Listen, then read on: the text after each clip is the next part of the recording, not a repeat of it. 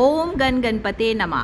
तो दोस्तों, आज मैं आपको एक नई जानकारी देने के लिए आई हूँ और वो ये है कि कल है गणेश विसर्जन, कल है अनंत चतुर्दशी का पावन दिन। इस दिन गणेश जी का हम लोग विसर्जन कर देते हैं। 10वां दिन है कल गणपति विसर्जन का। तो इस गणेश विसर्जन पर अगर हमें इन बातों का ध्यान रखेंगे तो हमारे घर में सुख समृद्धि शांति आएगी। गणेश जी जाते समय हम लोग को भरपूर रिद्धि सिद्धि और सुख शांति और घर में सब तरह की विघ्न बाधाओं का नाश करके हमारे घर से जाएंगे। तो हमें इन सब बातों का विशेष ध्यान रखना चाहिए। वो है जैसे कि पहली बात, गणेश जी का सही समय जो विसर्जन का रहेगा इस बार वो सुबह 8 बजे से लेकर कल यानी कि सुबह 8 बजे से लेकर रात में 8:44 PM तक उनका गणेश विसर्जन का कल बहुत शुभ मुहूर्त है। तो कल 28 सितंबर को यानी कि इस समय अगर हम इनका विसर्जन करेंगे तो हमारे लिए बहुत अच्छा होगा। और जब हम सेकेंड बार जब हम घर से गणेश जी को विसर्जन के लिए ले जाते हैं, किसी कुंड में ले जाते हैं या अगर घर पे भी हम विसर्जन करते हैं किसी गमले में या किसी पॉट में, तो उस समय हमें गणपति जी के साथ एक उनकी पोटली ज़रूर रखनी चाहिए, क्योंकि गणेश जी को कभी भी हम खाली हाथ विदा नहीं करते हैं। तो उस पोटली में एक मोदक, दुर्वा, सुपारी, 2 सुपारी और केला ज़रूर हम गणेश जी को दें।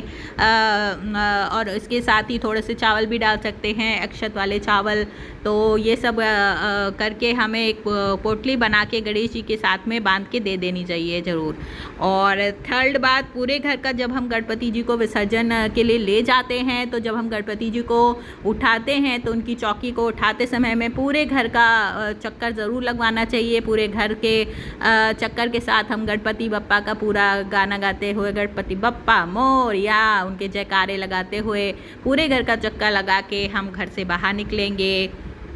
और फोर्थ बात कि जब भी ये करेंगे हम तो घर के जो भी सदस्य होंगे वो घर में इस समय पे जब विसर्जन के समय हम लोग जाते हैं या घर पे भी करते हैं तो उस समय हमें काले रंग के वस्त्र धारण नहीं करने चाहिए, क्योंकि काला रंग जो होता है वो राहु का रंग होता है। और गणपति जी के जब भी कोई पूजा पाठ होता है तो उस वक्त हमें काले रंग के वस्त्रों का नहीं पहनना चाहिए। तो ये काम करेंगे तो उस वक्त हमें काले रंग के कपड़े नहीं पहनने हैं, लाल रंग के वस्त्र पहने या पीले रंग के वस्त्र पहने, हरे भी पहन सकते हैं। तो ये कलर शुभ होते हैं हमारे पूजा पाठ के लिए और विसर्जन के समय हमें इन कपड़ों को धारण करना चाहिए। और फिफ्थ बात ये है कि गणपति जी को मुख्य द्वार पर लाते समय जब उनका मुख जो होगा वो हमें किस तरफ रखना होगा, तो उनका जो मुख होगा वो हमें अंदर की तरफ रखना होगा। यानी कि जब गणपति जी हमारे घर से विदा होंगे तो उनका मुख अंदर की तरफ रखेंगे और फिर हम उनको बाहर की तरफ लाएंगे। और सिक्स बात यह है कि विसर्जन के समय जब हम घर वापस आएँ तो हम जब उनको विसर्जन करके हम घर पे वापस आएंगे तो हमें अपना घर के जो मुख्य द्वार होगा उस पर अपना दायां पैर आगे रखना होगा और फिर हम अंदर की तरफ घर में प्रवेश करेंगे। तो अगर हम इन बातों का ध्यान रखते हुए गणपति जी का विसर्जन करेंगे तो गणपति जी हमें और उनको जाते समय उनको अगले साल के लिए निमंत्रण ज़रूर देना चाहिए कि गणपति बप्पा मोरया, अगले बरस तू जल्दी आ। तो जल्दी जल्दी आएंगे वो, हम अपने साथ रिद्धि सिद्धि लेके आएंगे और हमारे जीवन की सारी बाधाएं विघ्न को दूर करते हुए हमें आशीर्वाद देते हुए जाएंगे।